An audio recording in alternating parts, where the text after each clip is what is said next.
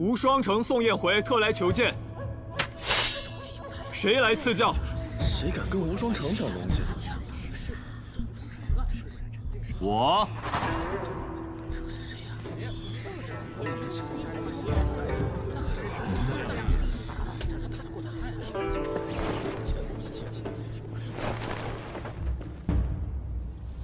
你是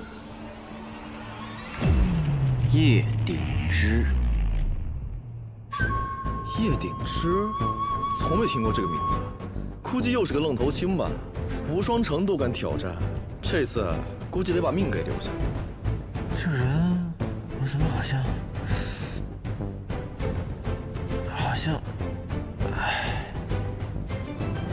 怎么也记不起来了呢？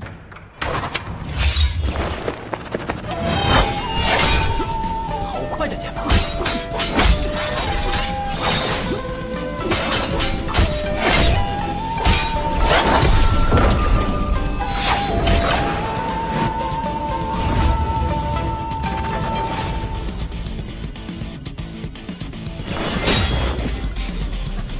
天生剑法，果然不错，但我更强。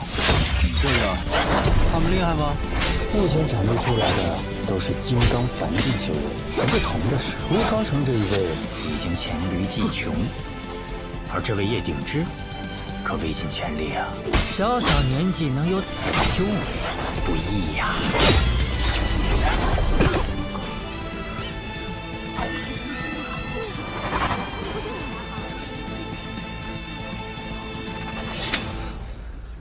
宋某技不如人，承让。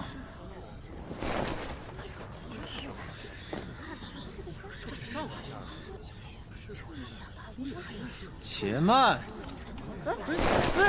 小白李，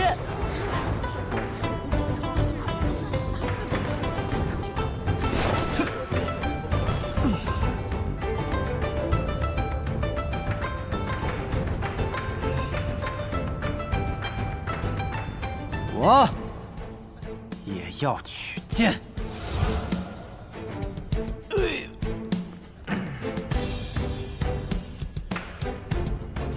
敢问阁下是？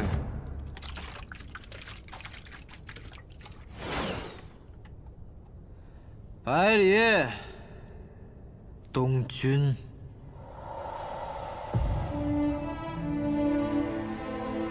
百里东君。我们认识吗？不认识。那你不是要取剑吗？那你的剑呢？我的，对啊。小公子，见见你。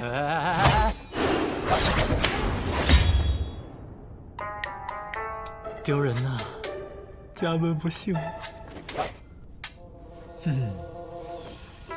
这不就有剑了吗？怎么和以前一样傻呀？哎，等一下，我想起来了，为什么我看你有点眼熟？百里东君啊，你这是在跟我套近乎。你来错地方了。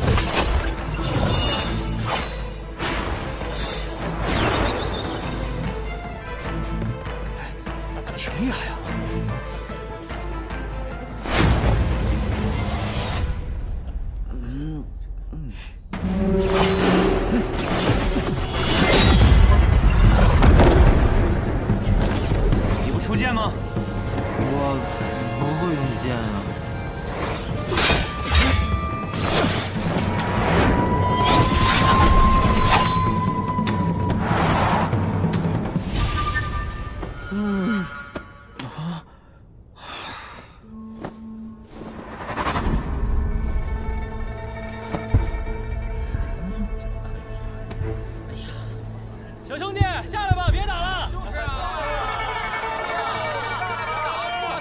别受伤了，别打了。看起来你不是我的对手。这傻小子，一定和当年一样，练我的时候偷了懒。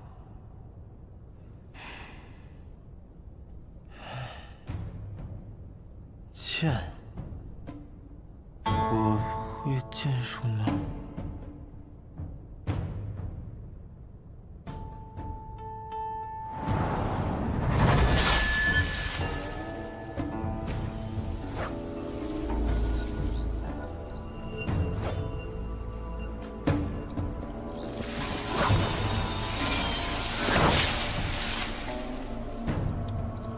师傅，这又是您的幻术吗？不，这一次是剑术。看好了，我只舞一次。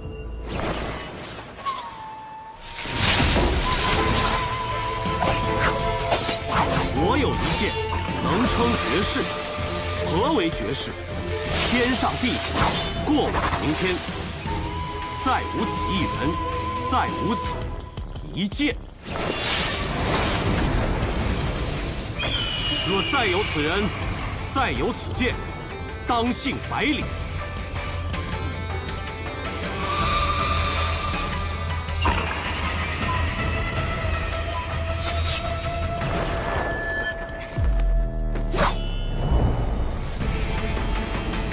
我想起来了，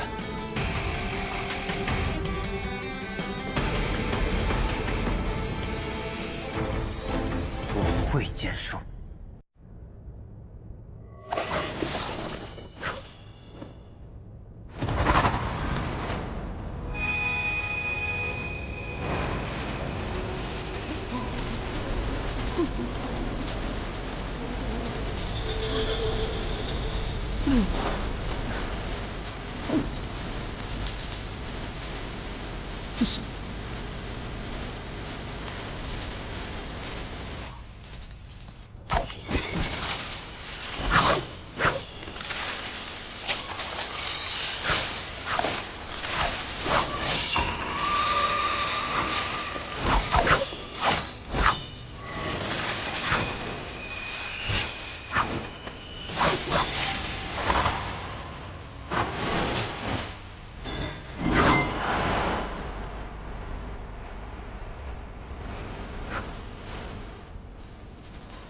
西楚剑阁，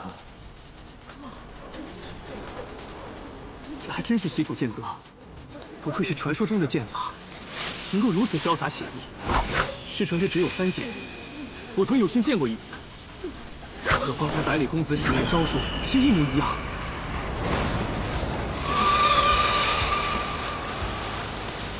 可是他用的是完整的剑招。小白李怎么会西楚剑阁？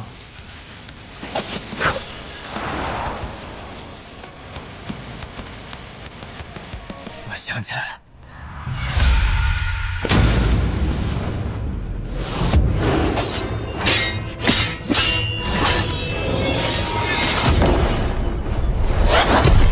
剑歌，可为何只有剑，没有歌呢？可惜唱歌的人已经死了，世间便只剩下这一剑，问道于天。当年西楚儒仙古尘咏歌，剑仙古墨执剑，于西楚最后的城池洛桑城城头，以一剑一歌对阵9000破锋兵，直至力竭生死。最后洛桑城破，西楚亡国，这套完整的剑法，自然也就失传了。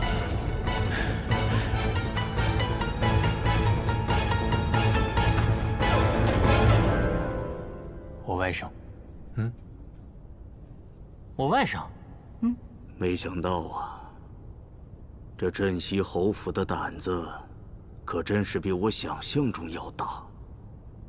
本以为今日来，只是为了取剑扬名，却没想到见到了你，还见到了如此有趣的剑法。酒，我的酒呢？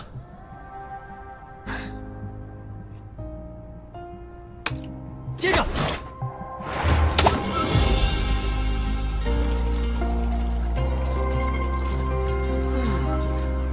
定是好酒，如此畅快。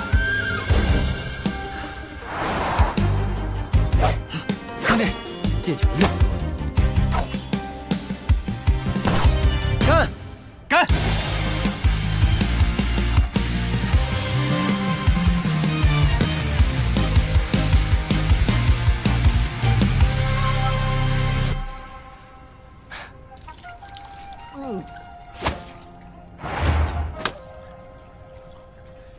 痛快！陈剑有九天，竟然还真有歌呀！茫茫去不还，自歌云霄里，奏吟3万堪。仙人在我心中，今日只吟至此处。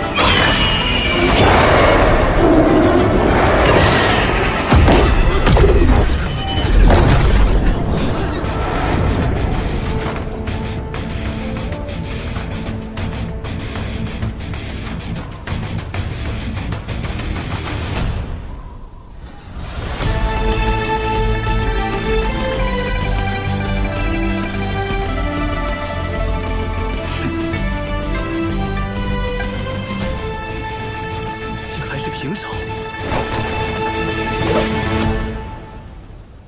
再来，不打了。无论多强的实力，在失传的剑舞面前都不值一提。能见到完整的西楚剑歌，乃是我辈剑客最大的幸运，可比获得一柄好剑要珍贵的多。不染尘，该是你的。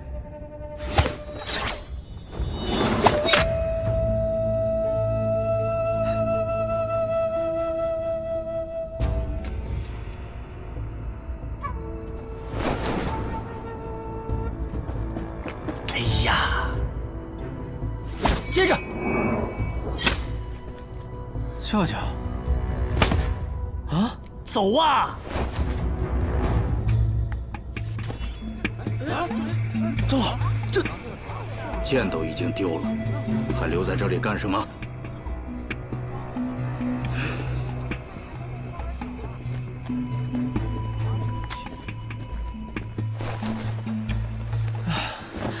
舅舅，我打他正起劲了，怎么就走了呀？我还觉得那叶鼎之很是有趣，想跟他交个朋友呢。都什么时候了，交什么朋友啊？我不知道你的剑法是从哪学来的，我只知道如果我们再不走的话，就会被那些剑客生吞活剥喽。走。这傻小子，学会了很了不起的东西啊！快追，留下他，那可是西楚剑歌。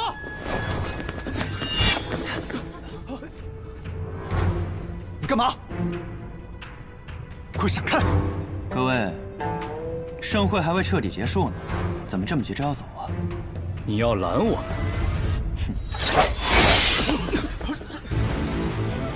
你再往前一步，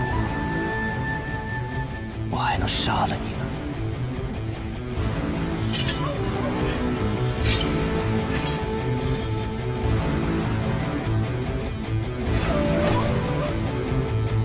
造一个。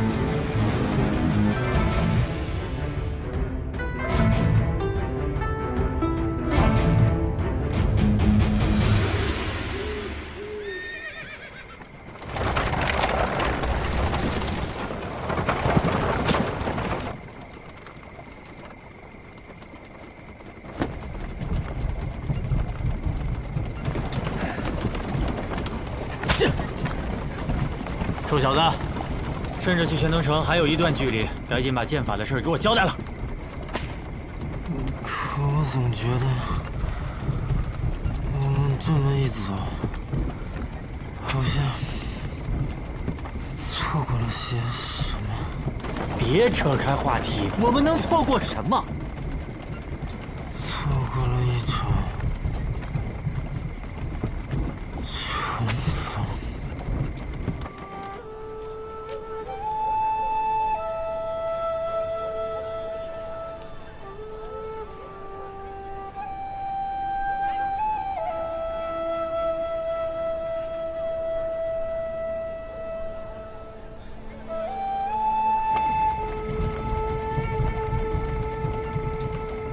云哥，云哥，叶云，我来了！叶云，我来了！恰，又逃了侯府的武学课啊！我急呀！今天要讲《白羽剑仙传》，正式讲到白羽剑仙纵剑西出，千里救毒的章节，听说可精彩了。在这里，云哥在这里。天下风云出我辈，踏歌今宵尽在言。话说这白羽剑仙头上戴一顶虎头狮子盔，身穿大叶如意连环甲，内衬大红袍，足蹬虎头战靴，胯下一匹白龙马，手使一对护手双剑，那真是威风凛凛呐！从清晨杀到日没，只杀得金银铜铁八大锤，是大败而归。咻咻咻咻咻咻咻咻！哇，白羽剑仙的故事真是太精彩了！下次我经过城贬时，定要仔仔细细的看看上头，到底还有没有白羽剑仙留下的那一剑。试问天下，谁能挡我一人一剑？你们两个刚才听到这句话的时候，眼睛都亮了呢。哼，小姐，该回去了。东君、云哥，我就先走了。叶安，呀呀，回去了就乖乖睡觉，别再点住偷看画本了，伤眼睛。我才没有呢！云哥瞎说。哼。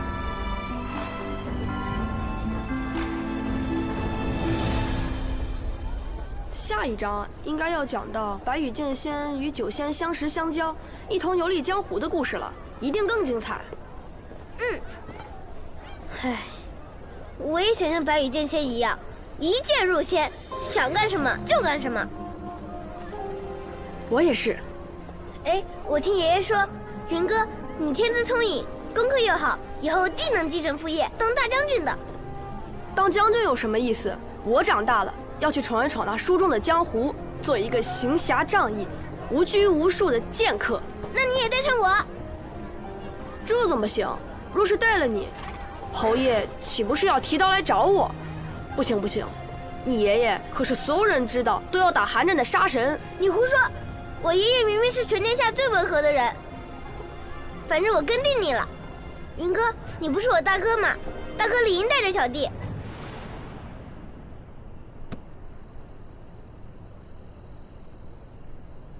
那好，我们立个约定。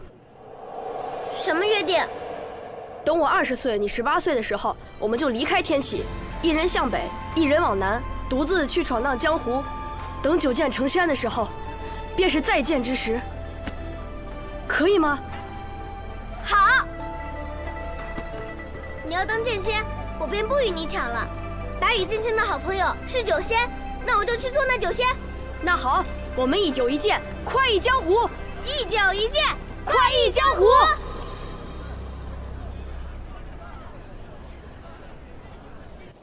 大将军叶羽自恃功高，以权谋私，不敬圣人。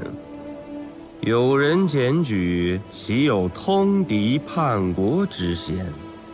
然念其昔年护国有功，超满门，族人流放，叶羽带走面圣。亲子。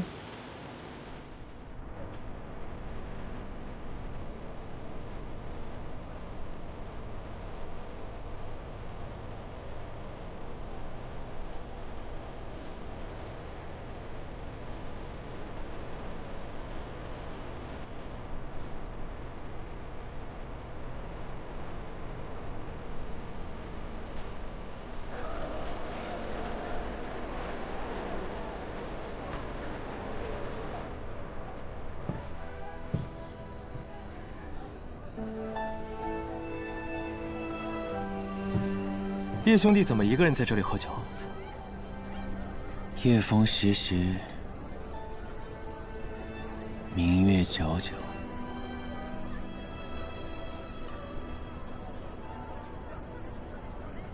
一个人喝酒，或许更美。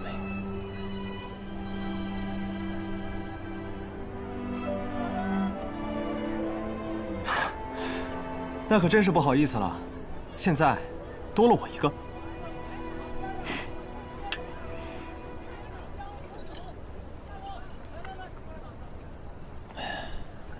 叶兄弟认识那小公子？我注意到，你听到那小公子名字的时候，脸上闪过一瞬惊色。那种惊，不似久闻大名的惊叹，也不像初见英才的惊艳，倒像是久别之后意外重逢的惊愕。王兄不仅剑术高深，观察人也很有一套。只是，我也听说。望城山有位不世出的天才，年仅10岁便展露出惊世的才华。想必王兄这次来取剑，便是为了这位小师弟吧？只是小师弟怎么不一起来呢？啊，今日有幸，有此好酒，有此明月，快哉，快哉！叶兄弟，我们还是聊聊别的吧。不聊了，走了。这就走了？有要事。怕晚了就赶不及了。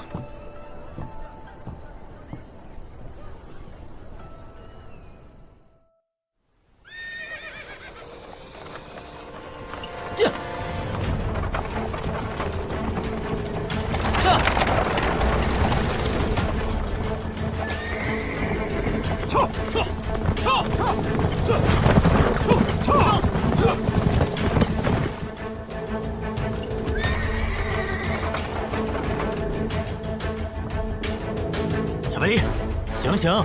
喂，醒醒！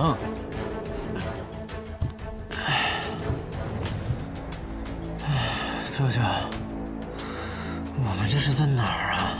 千东城地界啊。喏，接你的人都来了。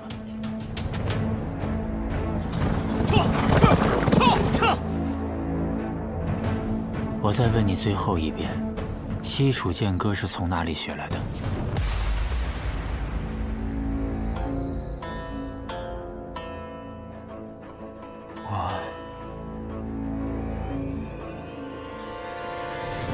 温先生，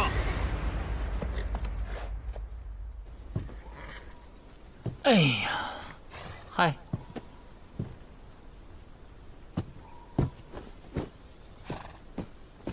陈副将，你怎么来了？我爷爷让你来接我的吗？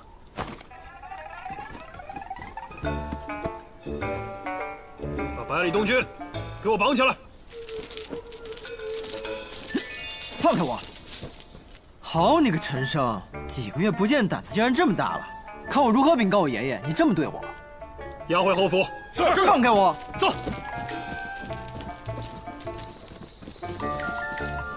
温先生。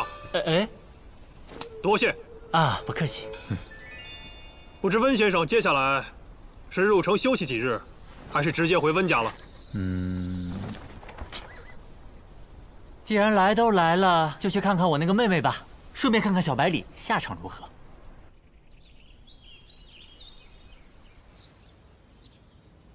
爷爷呀，你在哪儿啊？爷爷，快来救我呀！爷爷。爷爷呀，爷爷，快来救我呀！你的好孙子被人欺负了呀！赏尽一世勇猛，老来孙子却遭人这般作践啊！哎，你知道我爷去哪儿了吗？怎么装哑巴呀？哎，我问你们，是不是我爹让你们干的？说话呀！哎，让。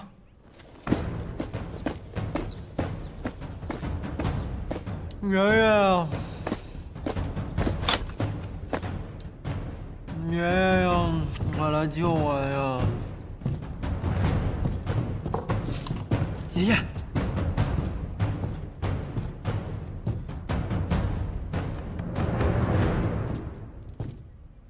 可别，担不起。是子爷。怎么是你呀？我是谁？我是你爹。你说怎么是我？臭小子，还躲？你好大的胆子！你还敢嘴硬？再嘴硬！你这么跟你爹说话的吗？那你这么做，你爹知道吗？别拿我爹压我！那你别拿我爹压我！反了你！我跟你，我告诉你，你爷爷月前去天启参加大朝会了，没有个10天半个月的回不来。这镇西侯府我当家。我爷爷不在镇西侯府，是我当家，轮得到你？脑子坏了？你脑子坏了！你个臭小子！你给我站住！还跑！爷爷，爷爷，爷爷！你给我站住！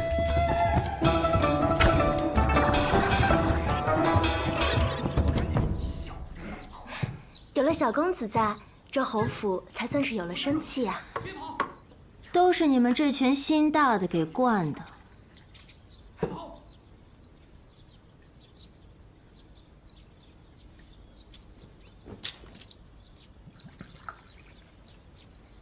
你看你现在的样子，越发像个富贵人家的太太，哪有一点以前的江湖做派？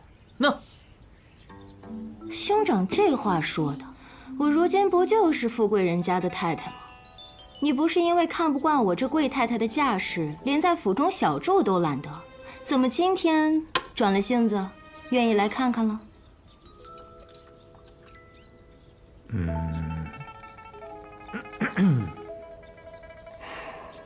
都下去吧。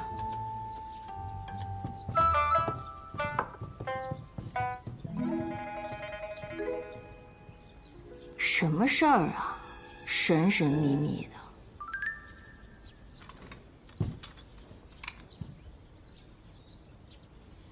剑，真是一柄好剑。我从小到大看过的名剑不少，却没有一柄能够比得上它。哥哥，这是10大名剑中的哪一柄？都不是，这是名剑山庄的少主魏长风新铸造出来的仙宫品剑，不染尘。这是名剑山庄的仙宫品，多少年没见过这等品阶的剑了。所以，今年剑灵开启，你去夺剑了？你要是靠毒夺了这把剑，怕不是要成为天下剑客的仇人啊！吼，恐怕这天下剑客的仇人要另有他人喽。我是去了剑灵，但是剑不是我夺的，是你儿子亲手夺的。哥哥，你就别拿我开涮了，我儿子才会几招剑法呀，就能去剑林夺剑。我就说你们别总惯着他，这就是你给他抢的吧？怕老爷子不让，推说是他夺的。是真的。好，那你告诉我，我儿子用的是什么剑法呀？西楚剑歌，问道于天。你再说一遍。西楚剑歌，问道于天。这更像吹的了。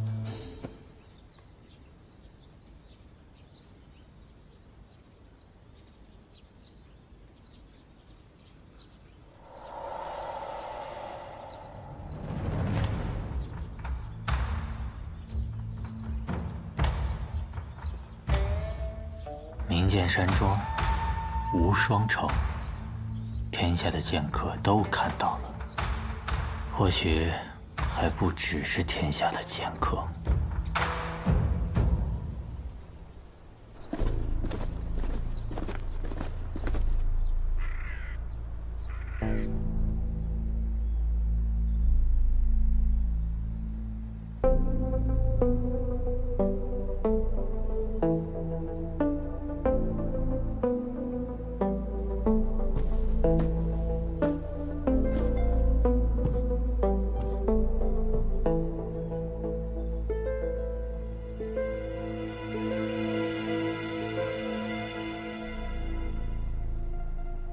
陛下。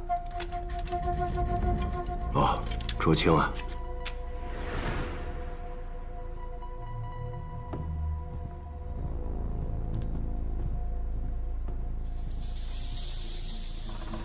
陛下，何事？这是影宗今日递上来的消息。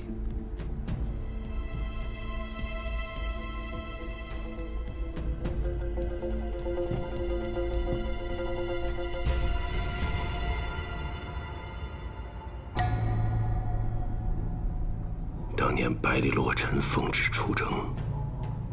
破了西楚最后一座城池，西楚剑如双仙战死。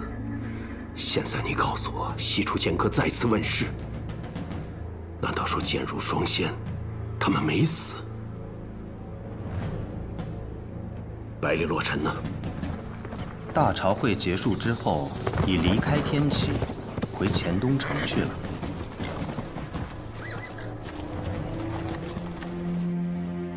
用剑的是谁？百里东军。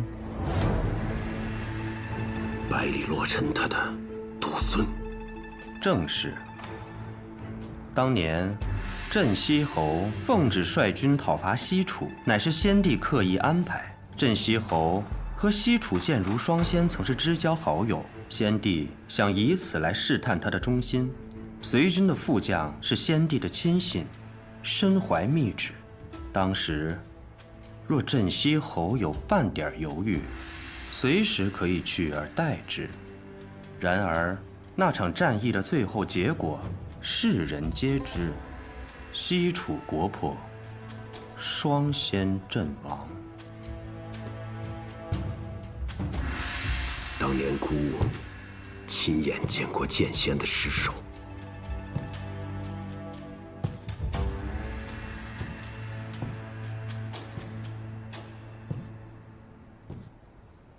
奴才斗胆。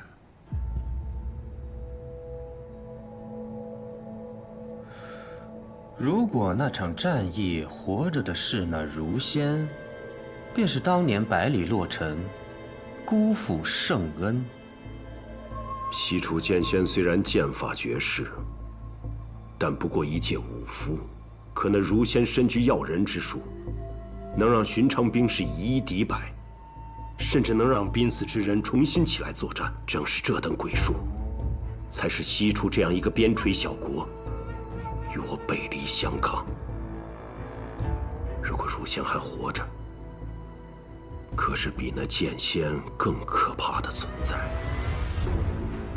当年一战，西楚如仙即便没死，也定然身受重伤，不然不会藏身黔东城多年不出。 奴才这就派人去黔东城，把那西楚余孽带回来。选若风进谏，这件事就让若风去办吧。我当时一到柴桑城，我闻到浓重的血腥味，但是没有办法，顾老三落难，我姓雷，我是雷家堡的子孙，我得救他吧。我当时就近身，我再给他一拳，你知道吧？主要是呢。 像我这么英俊潇洒的人看不得弱者，所以顺手把他们给救了。所以，你们此次能够解柴桑危局，靠的全是百里小公子仗义相助。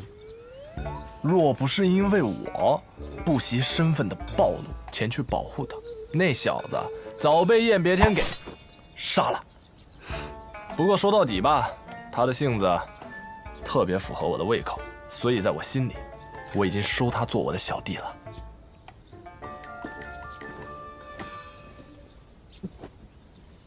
老七，你这表情，打什么主意呢？学堂大考，马上就要开始了。你是说？或许，师傅的关门弟子，我们的小师弟。可是他再怎么说，也是镇西侯府的小公子。 这镇西侯爷能让他入天启吗？不可能。再说了，他那功夫啊，差得离谱，他也只有轻功还凑合。我也就是随口一说。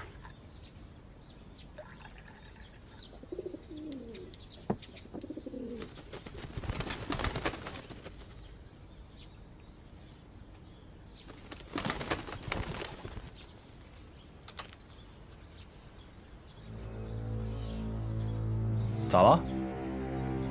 西蜀剑歌重新现世了，而使出这套剑法的人，我们刚刚聊过。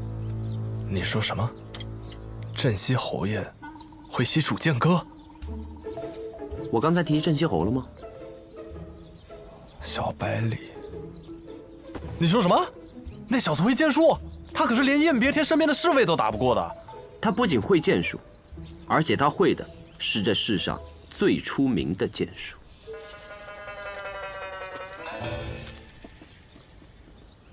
小先生，宫里来人了。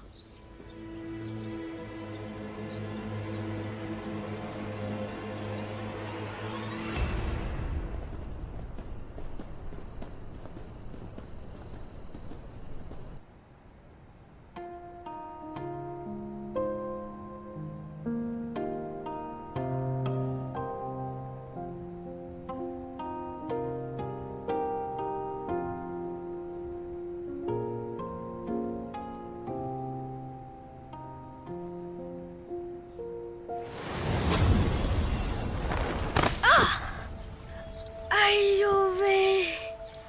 哎呦！哎呦！你是谁？如何到的这里？抱歉，抱歉，我不是故意闯进来的，我是在躲我家里的人呢。他们不知道又怎么，给我请了个先生来教我，跑着跑着就跑到老爷爷您这里来了。你就直接进来了？对呀，我刚爬上墙，没想到脚底一个打滑就摔进来了。就是那……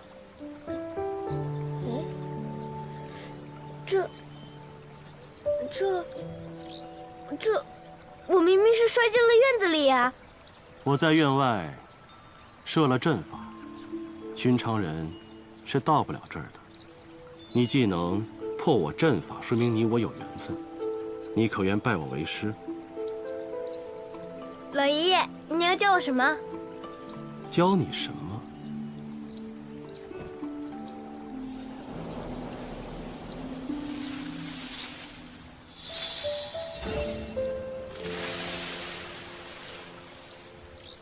又是武功，没兴趣，没兴趣。那你我缘分便只能到此了。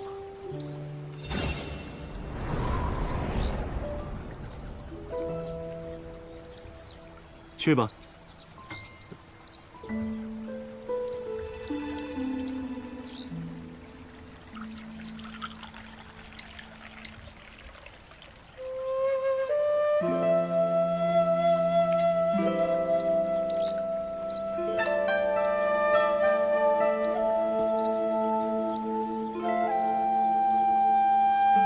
你能识酒？我可是以后要做酒仙的人。那小酒仙，你来闻闻。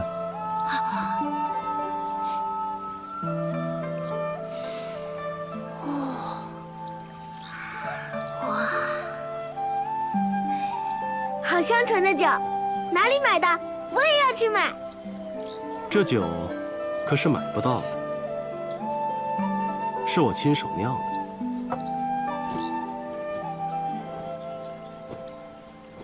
我拜先生为师，请先生教我酿酒。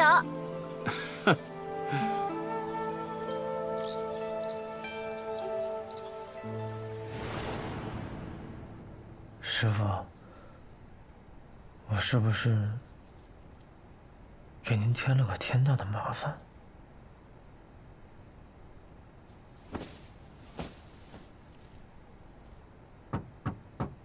东来。小公子，不是东来了。东来人呢？我这院里什么时候来了个女眷？东来是小公子的心腹，被世子爷调到西院去了。瑞儿是从别院调过来的。我爷爷什么时候回来？今日听府上送信的人来说，怕是还得3、4天吧。等不了了，我得马上去见师傅。瑞儿，你立刻前往洛城巷，找个叫做怀仁的药铺，通知里面的人，快马加鞭，一刻不停地往天启方向跑，直到遇到侯爷的军队，听到了吗？哦，小公子，您这是想让老侯爷早点回来替您撑腰啊？我可是世子妃的人啊！别演了，我娘亲肯定是装的骗我爹，好把你安排在我的身边，都是自己人。天哪，到底是谁给了小公子这样的自信啊？当然是我跟我娘亲这么多年来的默契啊！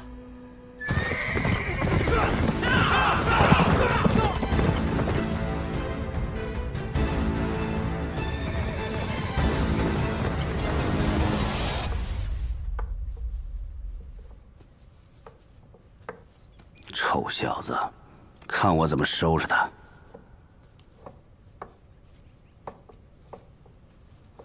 昨日，哥哥同我说，他们回来的路上先去了剑林。嗨，我觉得大舅哥啊，这事做的没问题，是该让东军长长见识了，不然真成了废物了。他们去了剑林，抢了一柄仙宫品的剑，是东军自己夺的。哥哥什么也没有做，用的剑法是西楚剑歌，问道于天。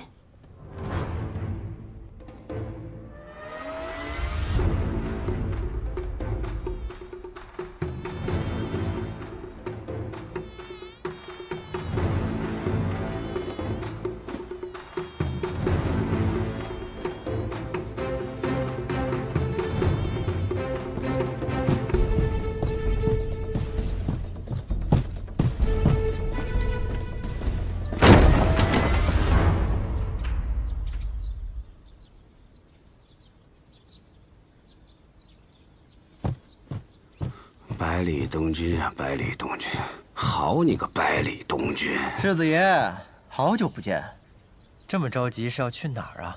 臭小子，你竟敢出来了！谁把你放出来的？谁？我。爹，把百里成风绑起来。是。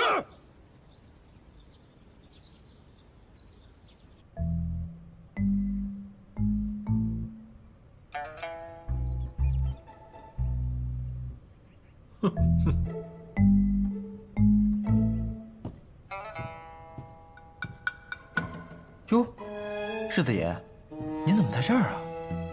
被绑的还开心吗？要不要去柴房休息休息？嗯。东军，娘，父亲，成风好歹是世子，洛邑知道您疼爱东军，但现在面子也落了，罚也罚过了，就给他松绑吧。是啊，父亲。我有让你起来吗？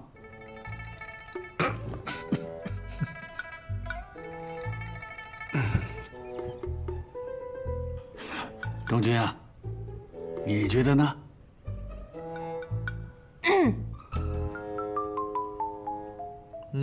那便给世子松绑吧。东军，你出门远游，最近可有什么收获呀？收获可大了，爷爷，您听过一首诗吗？啊？风华难测清歌雅，琢磨多言凌云狂。柳月绝代莫尘丑，卿相有才留无名。哦，北篱八公子，他们可是鼎鼎有名的大人物啊！不错，这次我就见到了其中的清歌、琢磨、凌云、柳月、莫尘这5位。不光如此，我还帮了他们一个忙。哦，来，东军。据我所知，他们平日都在天启城啊。这次他们是为了孤剑门而来，为了兄弟千里赴柴桑，仅凭这番义气，就十分值得我结交一番。东军啊，听你舅舅说你去剑林夺了一把剑，你不妨跟大伙说一说你在剑林的见闻吧。哦，那剑林，那叫一个气派宏伟。我不过是阴差阳错的得了一把好剑。哎，怎么了？哎呦，我这个昨天一晚上在柴房睡的，那蚊子嗡嗡的都没睡好觉。还有爷爷，你这一路舟车劳顿，一定很疲惫吧？不如我们今日到此为止，各自回房歇歇。你看东君啊，你长大了，懂得照顾爷爷了。好，赶紧回去休息啊。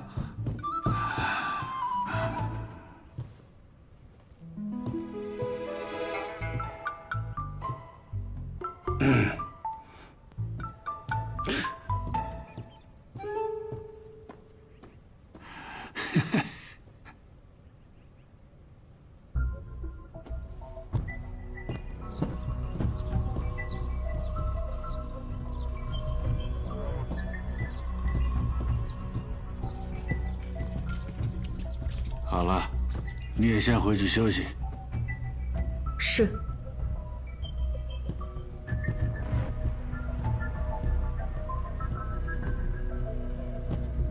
父亲，东君在剑林，我早知道了。风雨欲来，我们镇西侯府还能为他筑起一道铜墙铁壁。父亲，只要你一声令下，我们破风军直指天启，儿子必先策马当先，身先士卒。你这什么意思？你以为我要造反？这不是造反，这是征伐天下。既然是这样，那你的声音得大声点啊，好让天下人知道我们镇西侯府要造反，好让某些人可以在晚上提着刀，趁你睡着的时候给皇上献忠。父亲，当年叶羽大将军一片忠心，却被诬谋反，最后落得满门抄斩的下场。如今我们得先下手为强，是吗？程峰啊，一个真正经历过沙场的人，没有人会想回到那个地方。一个真正懂得战争的人，绝对不会轻易地发动战争。人的欲望是无止境的，可那士兵身上的血洒出来都是热的呀。那西楚如仙，也是想说当年我留守。你错了，当年一战我没有留守，但我也不清楚为什么到现在他还活着。那方才你还放东君走，他分明要给那如仙报信。西楚可是我们破的呀，你就不怕他？如果那个真的是西楚如仙，他就不会为这事怪罪东君。父亲，回去好好休息吧。父亲，最后一个问题，你想问你是不是我的亲生儿子是吗？这还用问吗？我不一定是你亲儿子，但东君一定是你亲孙子。好了，我知道你想问什么。你想说，纵使我们没有造反之心，但这城外那些天启人不怎么想。不错，若是他们来了，那当如何？那便等他们来。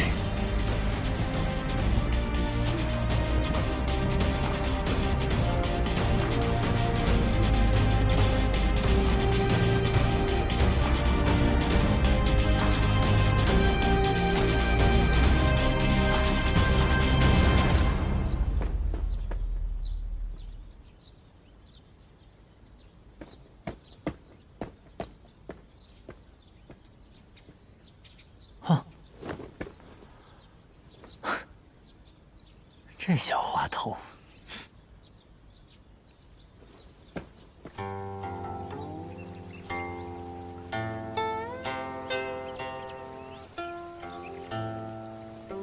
师傅，东君回来了，此次出行可完成心中所愿？师父，现在不是说我的时候，我好像给您添了个大麻烦。什么样的麻烦才算是大麻烦？师父，在剑灵大会上，我用了您传我的那套剑法，但天下剑客竟然都很震惊似的，说是什么失传已久的绝世一剑。师父，虽然这么多年来您从未提起过您的来历，但我有一种直觉，您的身份一定不一般。那套剑法要那么的特别，他们一定会想办法来找您的。我何时传授你剑法了？师父，我只是记得有一次我喝醉后见到您舞过，我之前还以为那只是我的一场梦，但这一次在剑里，我喝醉之后，便自然而然地使出了那套剑法，就好像种在我的脑子里一样，不用回忆，也不用思考，仿佛不是我在用剑，而是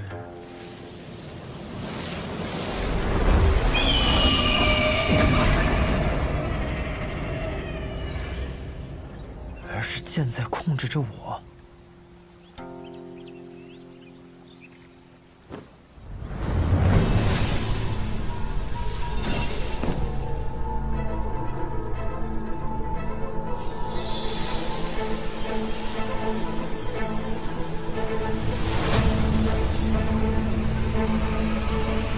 拿着。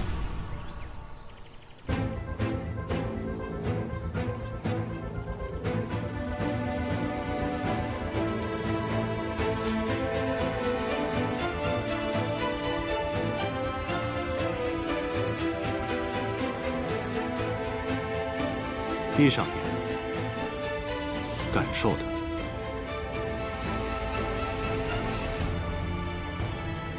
别人练就10年，而你只需看上一眼，你知道为何吗？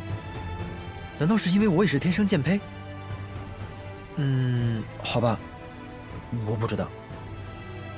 不是因为你是天生剑胚，而是因为你是百里东君，而百里东君是……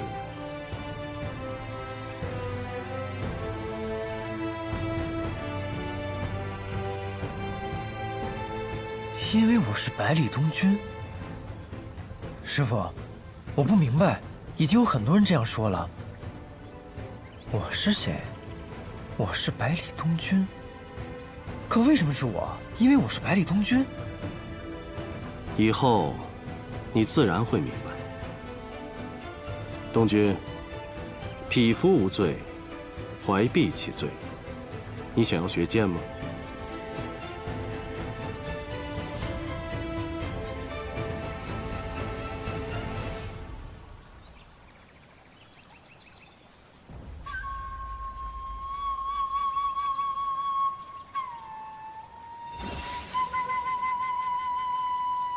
行。师父，我想学剑。云哥死后，我的行事越发乖张无度，爷爷一直纵容着我。我知道，他和我的想法是一样的。作为手掌兵权镇西侯府的小公子，我越纨绔，天启城那卫便越放心。爷爷不希望我走上云哥的老路，但是这一次我见到了真正的江湖人，见到了很多很厉害的人。或许仅凭现在的我，还不足以名扬天下，还不足以守护我想守护的人。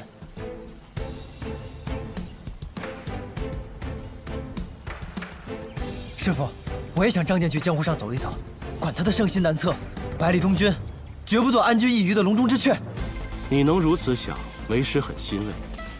既然你想学剑，那为师便教你。这世上除了学堂里先生，没有人比你师傅的剑术更厉害。东君，你先回去，等下次见面，为师便将真正的西楚剑歌传授于你。可是师父，若您还留在这里，怕是会有危险。放心吧，既然木已成舟，那索性不去躲他，便是等他们来，又如何？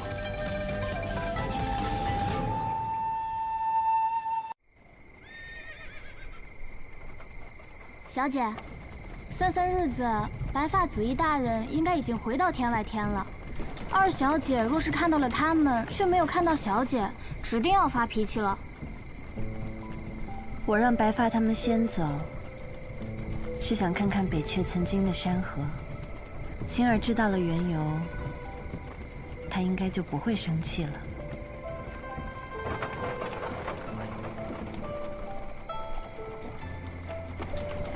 小姐，那儿有一户人家。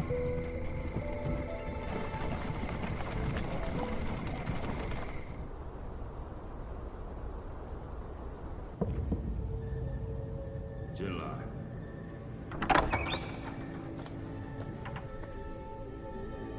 禀无相尊师，西楚剑歌问世，天生五脉也找到了。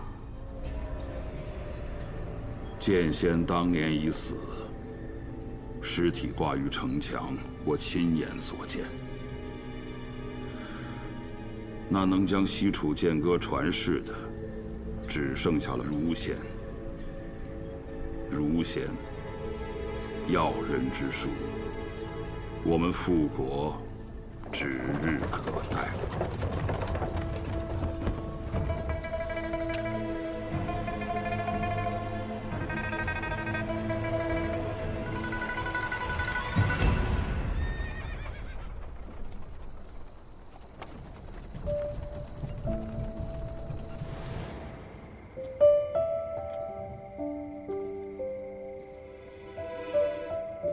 小姐，他们供奉的是咱们北阙的勾陈大帝，他们是我们北阙的子民。方才看到牌位上的生卒，娘子的夫君和公公，可是死于15年前。夫君和公公，因15年前北阙和北离一战，死在了沙场上。那你们有没有想过？ 如若一日北阙光复呢？北阙光复又能怎么样呢？我的丈夫，我的儿子都没有办法再回来了。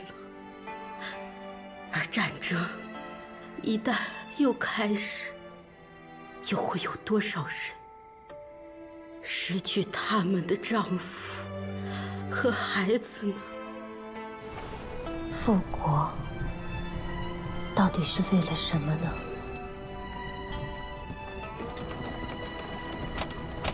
小姐，你在想什么呢？再往北20里，便是故都了吧？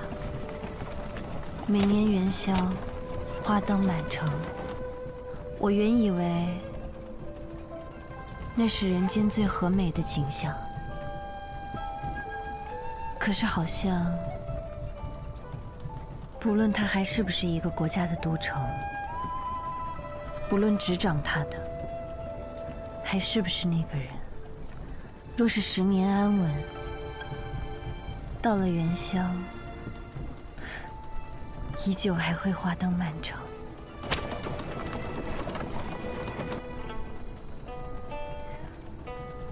人生短短一回，北阙一名需要的。 或许并不是北阙，而是像今夜一样，没有纷争的安稳吧。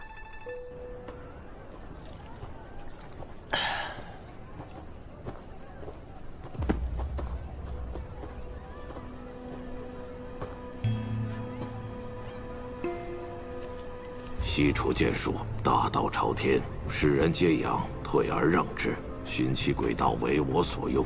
若危及百里，退。 父亲啊，父亲，我也想见见真正的大道。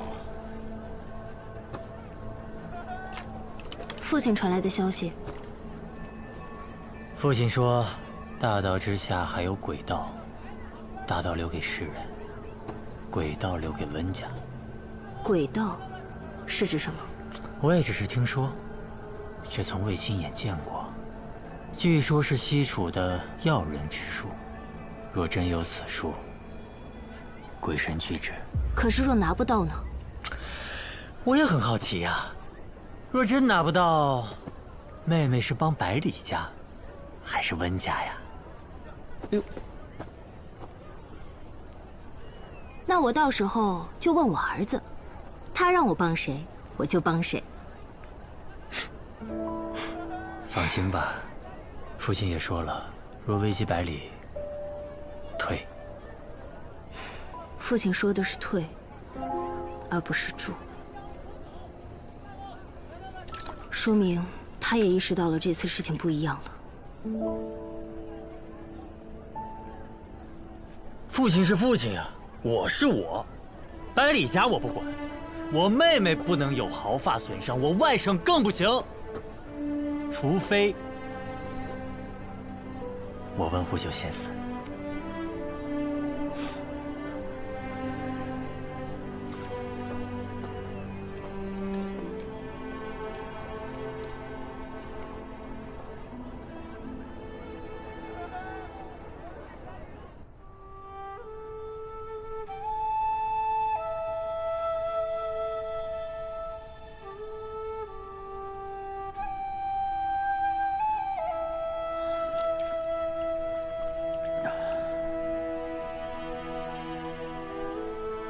也不知道司空长风怎么样了。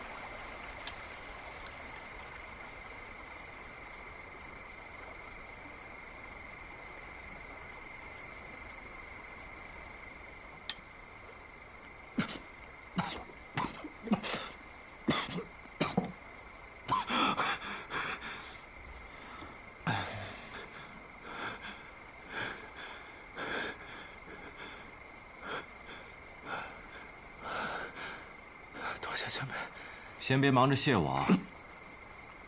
我又没说要救你。我问你，是不是这温壶酒让你来的？他是不是说，我一看到你这一身毒，就会拼尽全力的救你，证明我自己比他强？等着毒一解，你身上的旧伤复发，我以为是他留的后手，还会竭尽全力的再救你一次。完了呀！温前辈只说这样药王会救我，没说被识破后要怎么办？你这一身五毒，天下仅此一家，别无分号。除了他，谁还能这么无聊？哎，你乱动什么？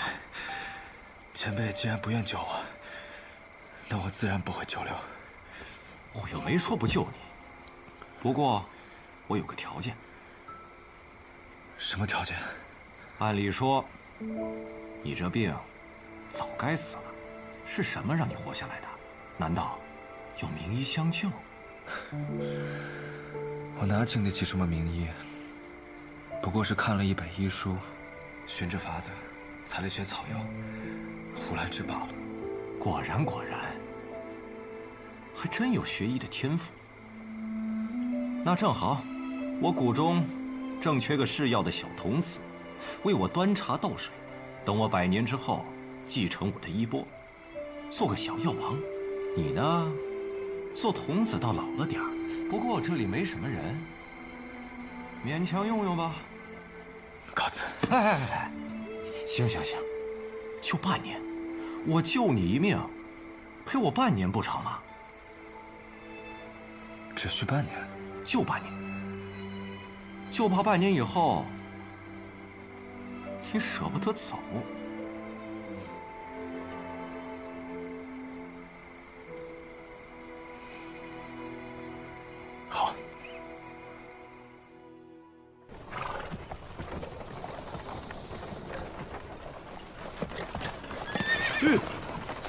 怎么了？哦，小先生，是卓墨公子。嘿，吃神农吗，宝宝？我就知道，以你的性子，一定日夜兼程、马不停蹄地往这儿赶。然后方才呢，我又掐指一算，你必定会途经这里。怎么样？我这时间地点算得不错吧？夸夸我。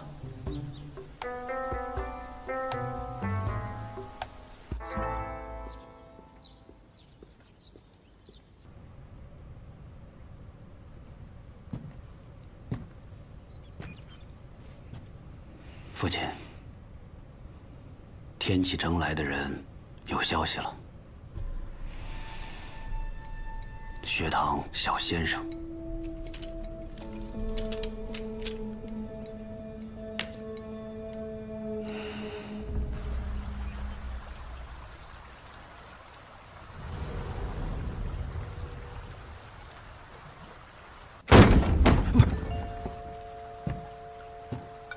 哎，我说我亲爹呀，太阳还没出来呢，你干嘛呀？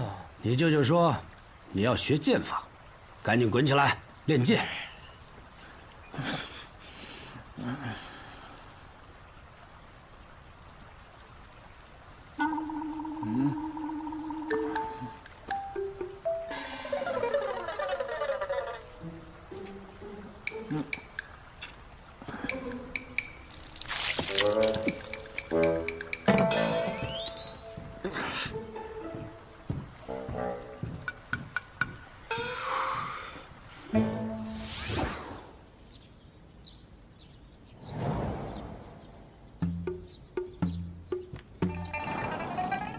臭小子，还换了个地方睡，不像个样子。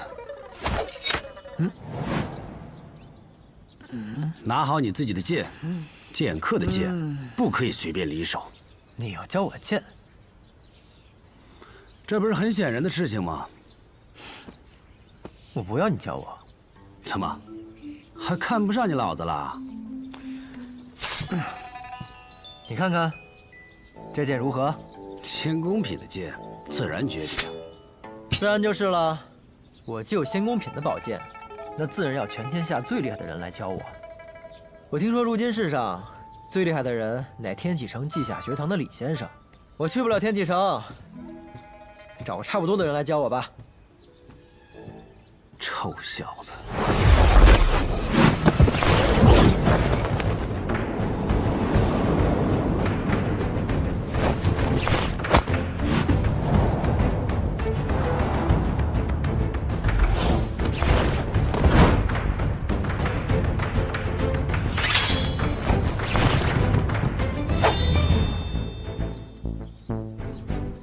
我说过，剑客的剑不可以随便离手。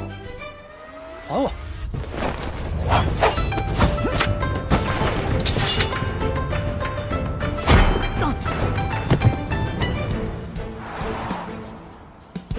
还给你了，你倒是用啊！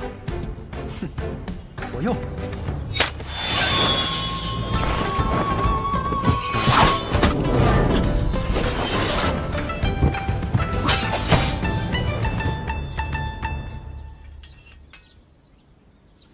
你这也叫做用剑？哼，再来！来什么来？你先学会怎么拔剑吧。哼，这不就是拔剑吗？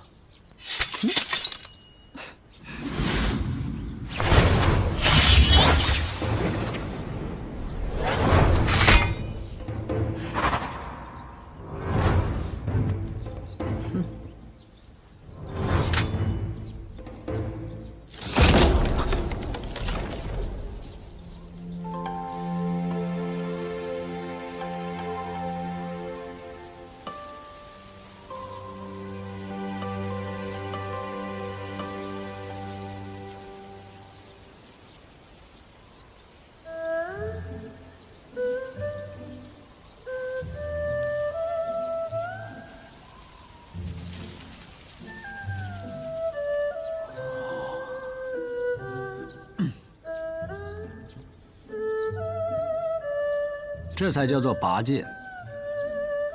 这便是我所习的瞬杀剑法之起势。师傅教我的剑术，我只不过才练得皮毛，但是我却记得他跟我说过的一句话：刃出必有因，归鞘必有果。剑气如惊雷，雷息杳无音。你要记得，你出剑是为何而出剑。从今日起，你的衣食住行皆在这后院解决。等你的拔剑术练到能将这个稻草人斩为2截的时候，你才可以从这里走出去。不就拔个剑吗？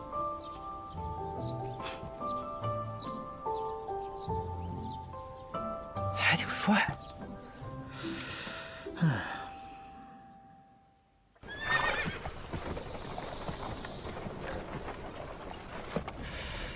我就想不明白，为什么我们非得特意换上这身衣服呀？因为先生说过，白衣胜雪，公子如玉，这才是学堂应有的风范。我和你可不一样，我最讨厌穿白色，主要洗起来麻烦，而且你知道吗？若是真的染上灰尘的话，那就和先生口中的“公子如玉”4个字一点都不搭样。先生早料到你会如此抱怨，他让我告诉你，这叫仪式感。你和老侯爷把东君藏在后院练剑，只是为了躲那一个人吧？学堂小先生。这个小先生，可不只是学堂小先生啊。那区区一个后院，还能藏得住东君啊？哎，他要是真的一剑，把那个稻草人给砍了呢？就算他再有天赋，短短几天内根本摸不到拔剑术的皮毛，没有内力作为根基，给他1个月也不够。若是他已有内力呢？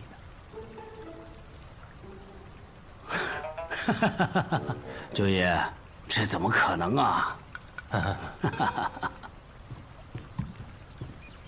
世子，何事如此着急？学堂的使者到了。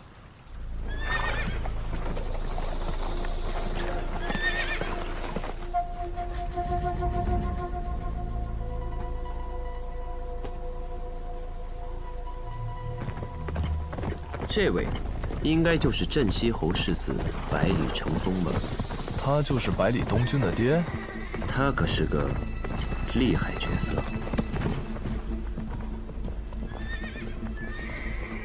世子爷，小先生，久仰。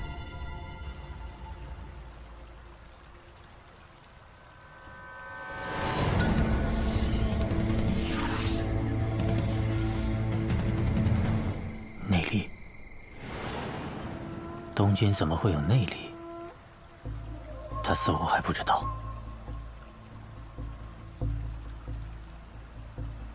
能在人不知情的情况下，以酿酒作为掩盖，为其打下内功根基，催生功力。这也许就是父亲所说的鬼道吧。小百里，还能藏多久呢？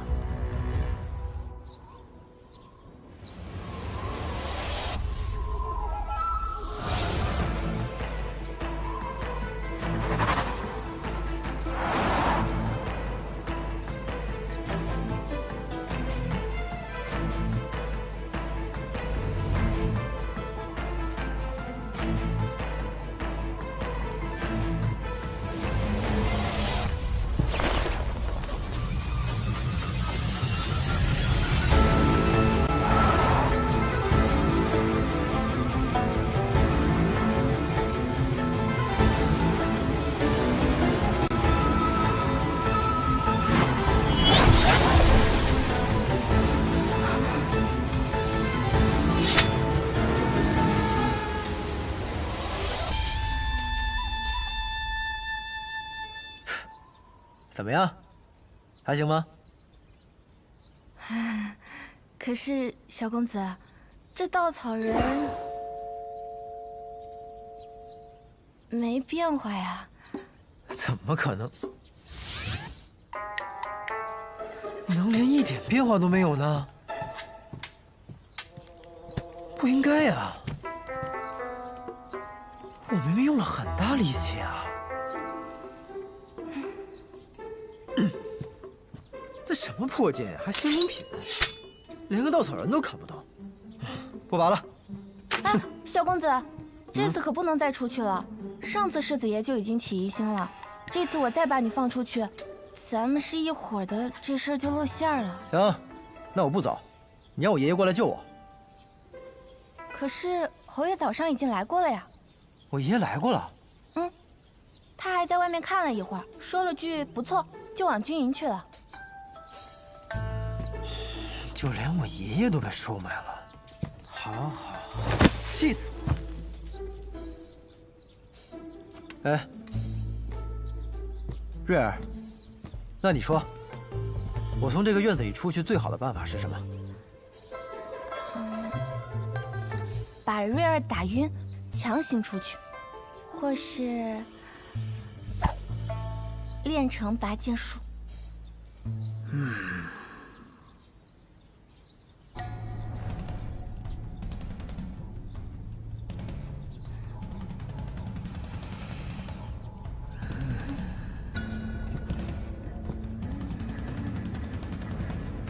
小公子，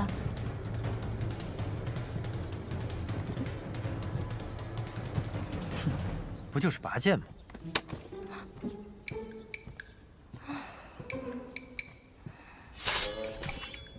拔！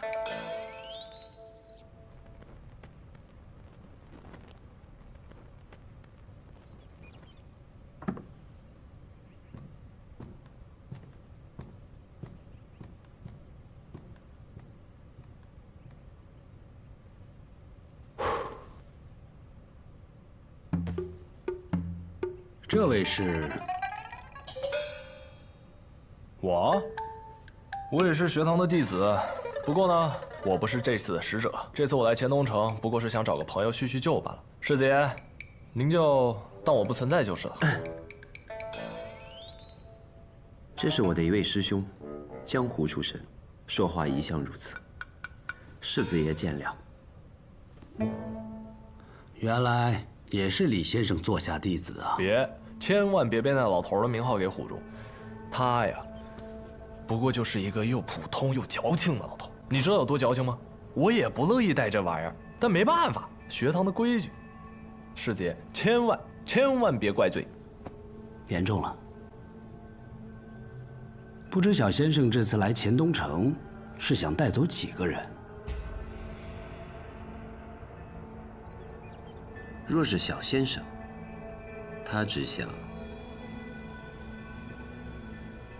带走一个人。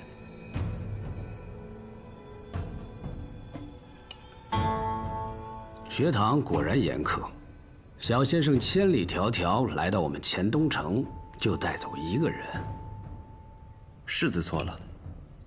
哦，错了。世子，我问你，我们北离国一共有多少座城池？大大小小163处。学堂最少的一年入了1个人，最多的一年入了6个。天下之大，不知道有多少人都慕而趋之。况且不论天下，单论这天启城，就有无数的世家贵族、江湖游侠前来拜学。所以，我要从黔东城带走1个人。这个数字不是少，而是多，太多了。若是没有呢？那就只好劳烦世子随我回一趟天启城了。世子的天赋，先生时常称赞，就是年纪大了些。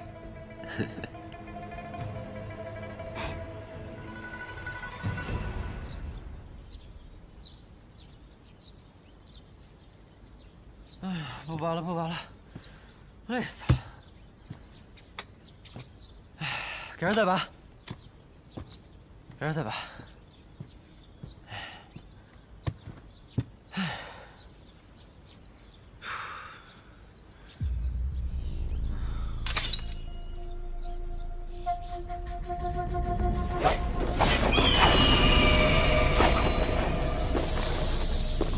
好。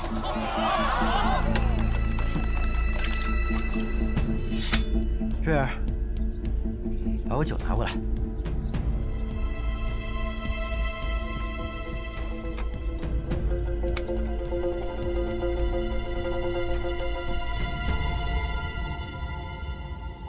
侯爷回府。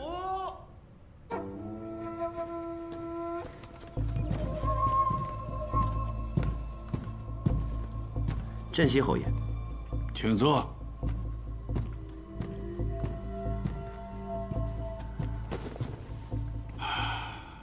两位千里迢迢来到我镇西侯府，还带着那薄纱，难道不想让我看到你们的脸吗？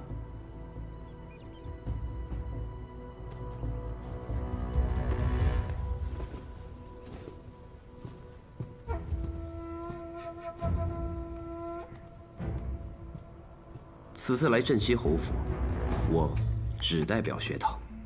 我听犬子说，今天小先生来意，我破风军内确实良才不少，待会儿我一一安排，让小先生细细挑选。不急。哎，怎么没有见百里小公子啊？哎呀，我这孙子太顽皮了，前天去了城外玩。小先生，你就不用搭理他。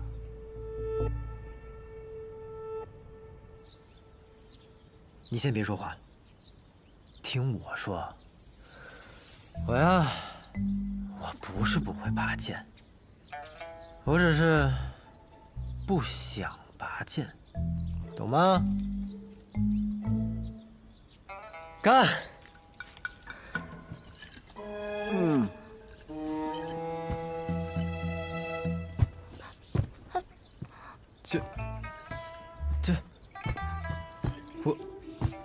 我的剑呢？剑。小公子，要不今儿就算了，我去和世子爷说，也不用。不，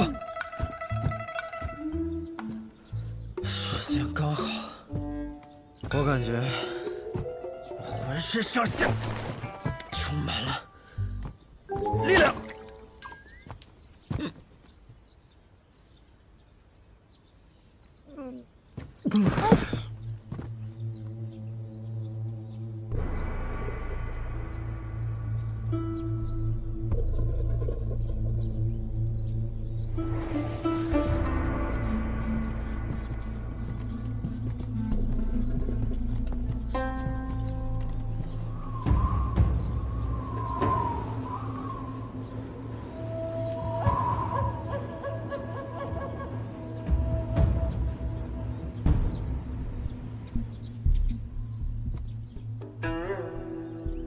小先生，客房在这边。你有没有感受到一股很强的内力？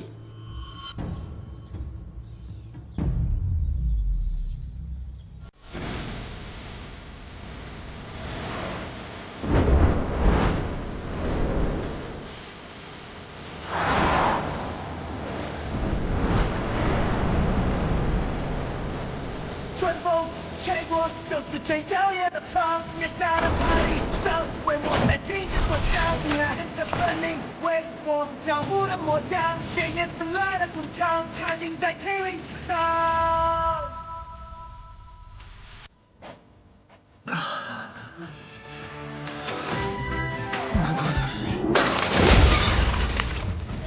竟然！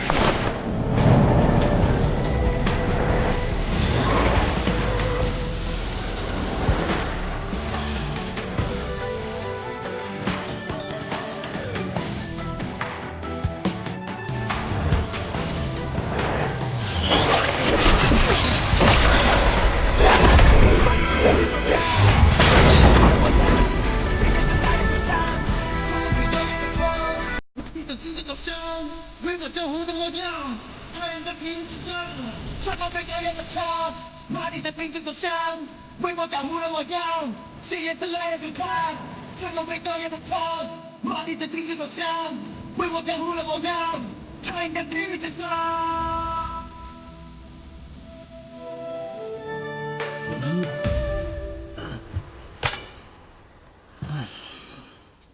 我们终于见面了。哦，我们见过。你是谁？我姓萧。在下白立东。走。去。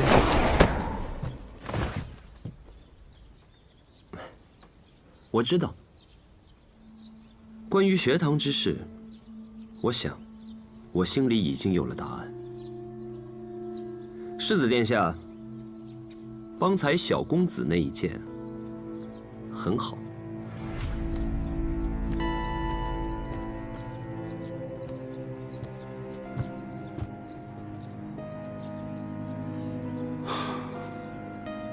终究是没有拦住我。其实你从一开始就应该知道，藏不住的。 区区10日，东军的剑力怎么会增进到这个程度？难道真如你所说，他体内有着一流高手的内力？瑞儿，世子爷，小公子在拔剑之前做了什么？小公子什么也没做，只是喝了酒，喝了好几个时辰，把他窝里藏的所有酒都给喝光了。和上一次在明剑山庄一样。 他也喝了不少的酒，看来，在他处于晕醉状态的时候，他体内的那股力量就出来了。都是那人所为。